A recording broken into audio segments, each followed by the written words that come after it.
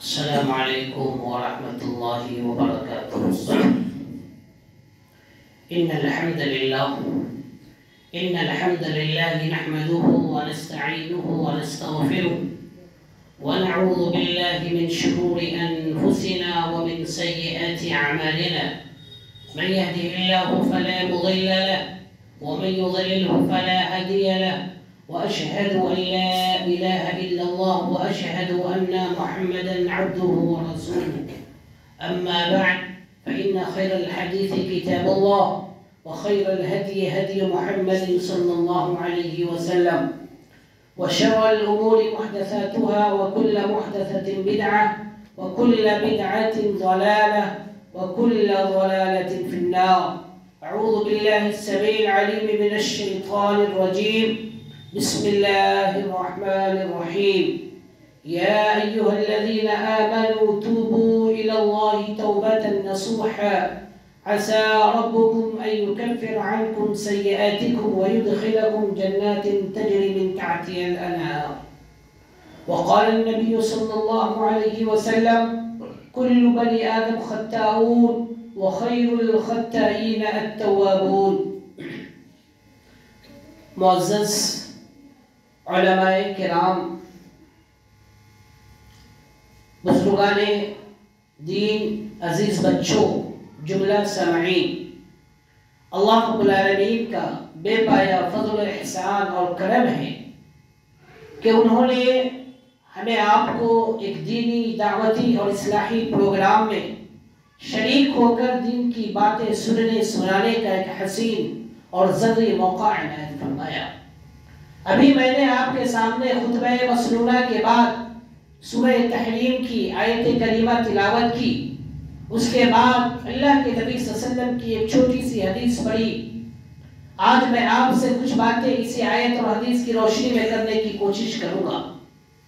میرے اسلامی بھائیوں، ہم سب جانتے ہیں، ہمیں معلوم ہے کہ اس کائنات کے اندر جتنے بھی انسان ہیں، چاہے وہ دنیا کے کسی بھی خطے میں رہتے ہوں، کسی بھی گوشے میں رہتے ہوں، ہر انسان گناہوں کا مجسمہ ہے، ہر انسان خطاؤں کا مجسمہ ہے، ہر انسان سے اس کی زندگی میں خطائیں ہوتی ہیں۔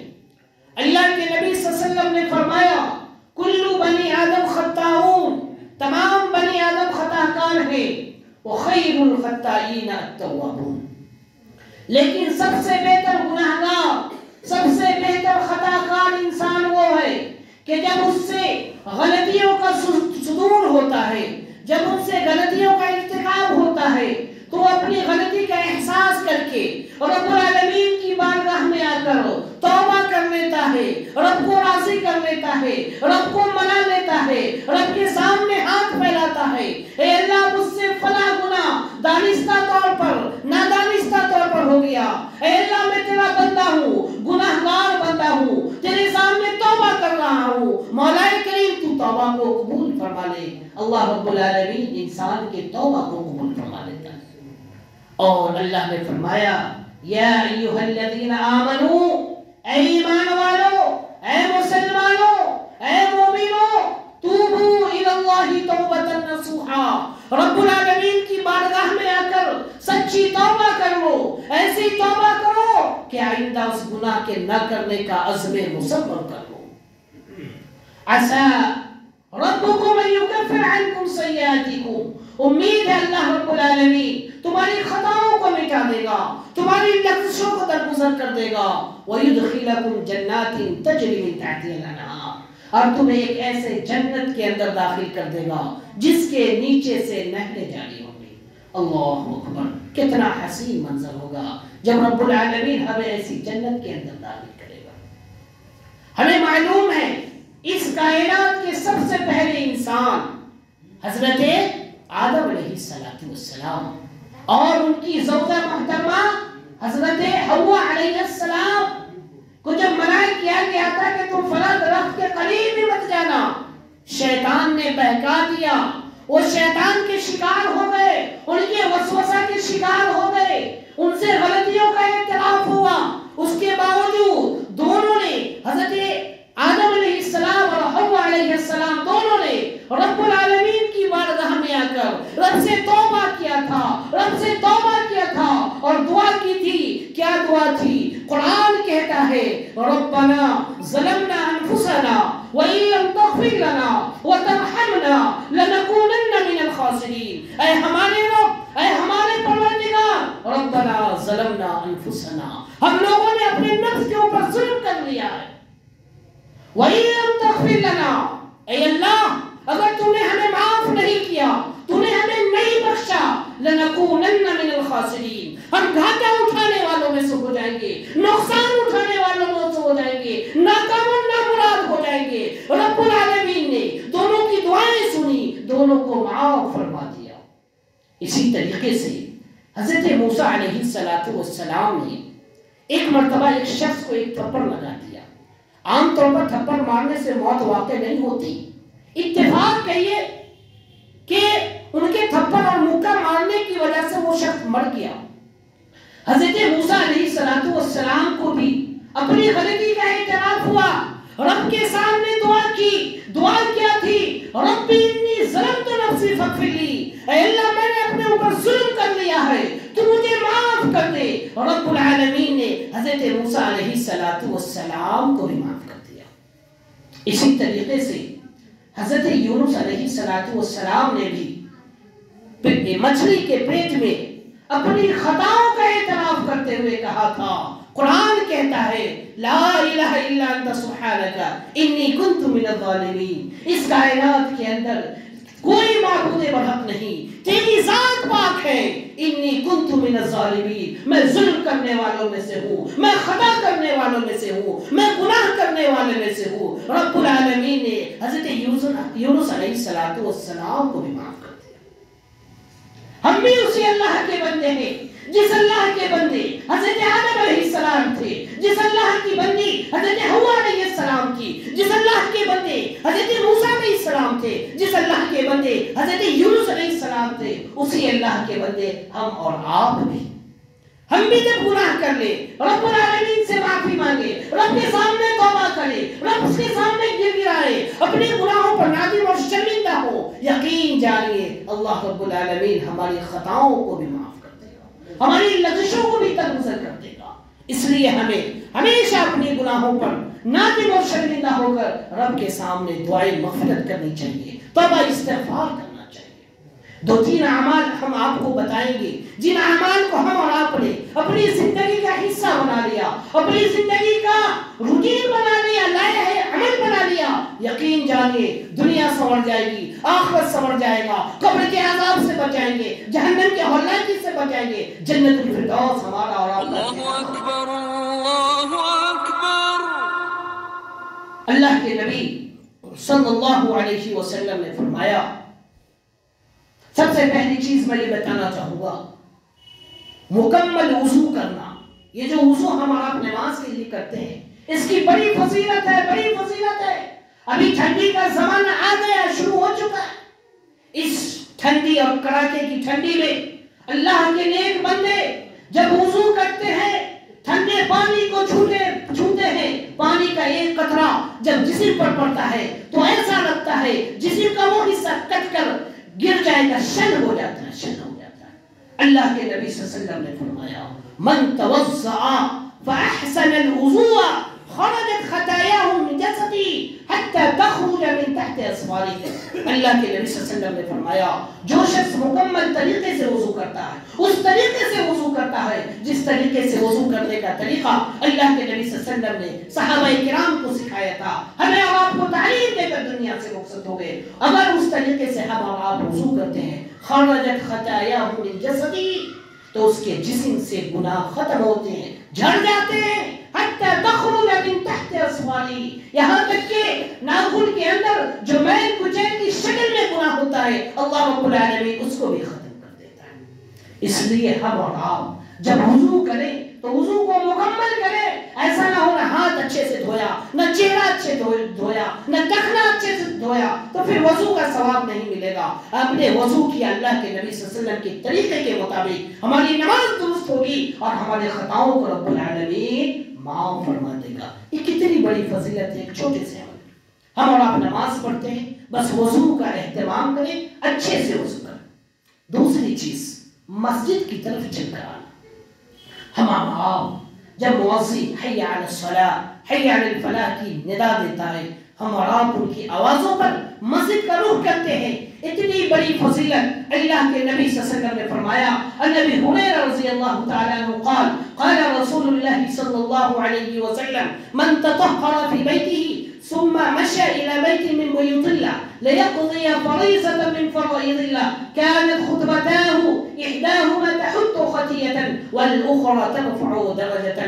اللہ کے نبی صلی اللہ علیہ وسلم نے فرمایا جو شخص اپنے گھروں کے اندر پاکی صفائی حاصل کرتا ہے، وضو کی ضرورت ہے وضو کرتا ہے، غسل کی ضرورت ہے غسل کرتا ہے، تیمم کی ضرورت ہے تیمم کرتا ہے، ثم مشى إلى بيت من بيوت الله، پھر اللہ کے گھر کا رخ کرتا ہے، اللہ کے گھر کی طرف نکل پڑتا ہے، کانت خطوتاہ احداہما تعد خطیۃ، اس کا جیسے ایک قدم بڑھتا ہے اللہ خطاؤں کو مٹا دیتا ہے، دوسرا قدم بڑھتا ہے اللہ مقام و مرتبے کو بلند و بالا کر دیتا ہے۔ کتنی بڑی فضیلت ہے۔ ہم نماز کے لیے نکل رہے ہیں، اللہ کے فریضے کی ادائیگی کے لیے نکل رہے ہیں، اللہ خطاؤں کو مٹا رہا ہے، اللہ ہمارے مقام و مرتبہ شان و شوکت کے اندر اضافہ کرتا ہے۔ اسی طریقے سے صحابہ کرام کا مجمع تھا، اللہ کے نبی صلی اللہ علیہ وسلم نے صحابہ سے خطاب کرتے ہوئے کہا اولا ادلکم علی ما یمحو اللہ بہ الخطایا، قیل قالوا بلی یا رسول اللہ۔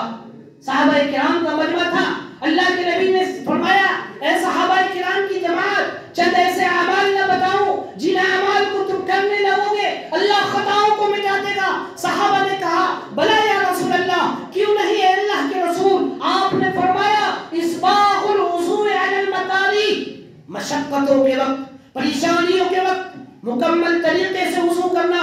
ٹھنڈی کا زمانہ ہے، ٹھنڈی کے زمانے میں مکمل طریقے سے اس طریقے سے وضو کرنا جو طریقہ نبی نے فرمایا۔ آپ کے ہاتھ میں زخم ہے، پانی رکھنے میں دقت ہو رہی ہے، پھر بھی آپ وضو کرتے ہیں اگر تو مکمل طریقے سے وضو کرتے ہیں۔ اللہ کے نبی نے فرمایا اسباغ الوضوء علی المکاری وکثرۃ الخطا الی المساجد، مساجد کی طرف زیادہ سے زیادہ چل کر جانا، وانتظار الصلاة بعد الصلاة، ایک نماز کے بعد دوسری نماز کا انتظار کرنا۔ مغرب کی نماز ہو گئی، عشاء کا انتظار کرنا، عشاء کی نماز ہو گئی، فجر کا انتظار کرنا، فجر کی نماز پڑھ لیے، ظہر کا انتظار، عصر کا انتظار۔ اس طریقے سے ہم اور آپ اگر نمازوں کا انتظار کرتے ہیں، اللہ کے نبی صلی اللہ علیہ وسلم نے صحابہ سے کہا تھا فذلکم الرباط، یہی جہاد ہے، یہی جہاد ہے۔ اللہ اس کے ذریعے سے خطاؤں کو مٹا دیتا ہے، اللہ لغزشوں کو مٹا دیتا ہے، اللہ گناہوں کو ختم کر دیتا ہے۔ اس لیے ہم اور آپ جب مسجد کے لیے نکلے مکمل وضو کرے اور نیک ارادے کے ساتھ نکلے، اللہ رب العالمین دنیا کے اندر بھی خوش رکھے گا اور آخرت کے اندر بھی ہمیں کامیابی و کامرانی سے ہمکنار کرے گا۔ تیسری چیز یہ ہے کہ ہم اور آپ کلمہ لا الہ الا اللہ کا کثرت سے ورد کریں، کثرت سے ورد کریں۔ اللہ کے نبی صلی اللہ علیہ وسلم نے فرمایا من قال سبحان اللہ وبحمدہ فی یوم 100 مرۃ حجت عنہ خطایاہ، اللہ کے نبی صلی اللہ علیہ وسلم نے فرمایا اگر کوئی شخص دن بھر میں 24 گھنٹے کے اندر 100 مرتبہ لا الہ الا اللہ کہتا ہے، اللہ کے نبی نے فرمایا حجت عنہ خطایاہ، اللہ تعالیٰ ان کی خطاؤں کو مٹا دیتا ہے، ان کے گناہوں کو مٹا دیا جاتا ہے۔ اللہ کے نبی نے فرمایا صرف 100 مرتبہ لا الہ الا اللہ پڑھنا، سبحان اللہ وبحمدہ، کیا پڑھنا ہے؟ من قال سبحان اللہ وبحمدہ، سبحان اللہ وبحمدہ پڑھنا 100 مرتبہ، اللہ خطاؤں کو مٹا دے گا۔ اور آخری حدیث بخاری کی، اللہ کے نبی صلی اللہ علیہ وسلم نے فرمایا کلمتان حبیبتان الی الرحمن خفیفتان علی اللسان ثقیلتان فی المیزان سبحان اللہ وبحمدہ سبحان اللہ العظیم۔ اللہ کے نبی صلی اللہ علیہ وسلم نے فرمایا دو کلمے ایسے ہیں جو رب العالمین کو بہت زیادہ پسند ہیں، خفیفتان علی اللسان، زبان پر ادائیگی کے اعتبار سے، پڑھنے کے اعتبار سے نہایت ہی سہل اور آسان ہے، ثقیلتان فی المیزان۔ جب قیامت کے دن اللہ رب العالمین ہم انسانوں کے اعمال کو ترازو کے پلے میں وزن کرے گا، اس وقت اگر دنیا کے اندر کسی نے سبحان اللہ وبحمدہ سبحان اللہ العظیم کے پڑھنے کا اہتمام کیا ہوگا، اس کے ترازو کا پلہ वजनी साबित होगा, भारी साबित होगा, वो इंसान कामयाब हो जाएगा। वो दो कलमा है सुब्हानल्लाहि व बिहम्दिही सुब्हानल्लाहिल अज़ीम, सुब्हानल्लाहि व बिहम्दिही सुब्हानल्लाहिल अज़ीम। ये कलमा आप भी याद कर लें और दिन भर में 100 मरतबा पढ़ने का जरूर एहतमाम करें, ताकि अल्लाह रब्बुल आलमीन हमारी खताओं को मिटा दे, हमारी लफ्ज़ों को दरगुजर कर दे, दुनिया भी खुशी के साथ गुजरे, कब्र के अज़ाब से भी हम बचा लिए जाए और जन्नतुल फिरदौस हमारा ठिकाना हो जाए।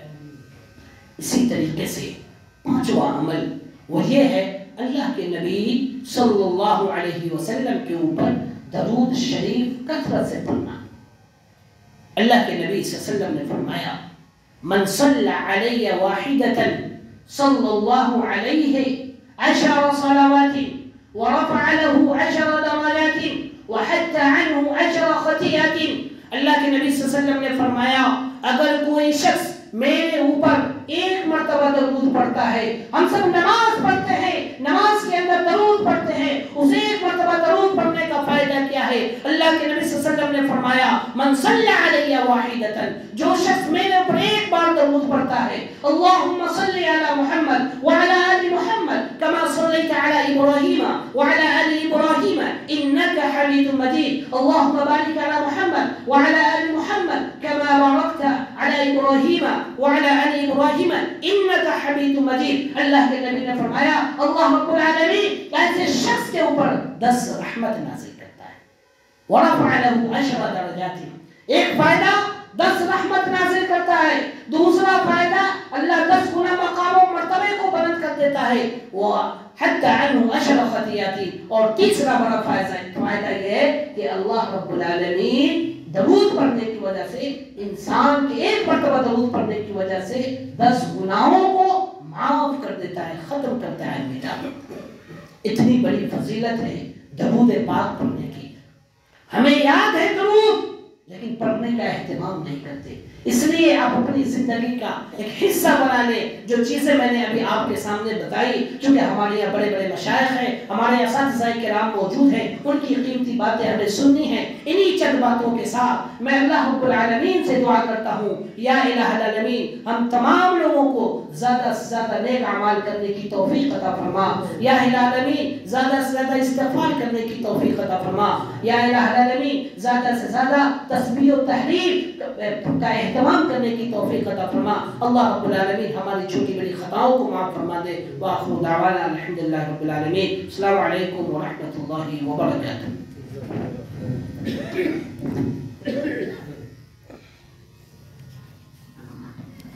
जज़ाकुमुल्लाहु खैर।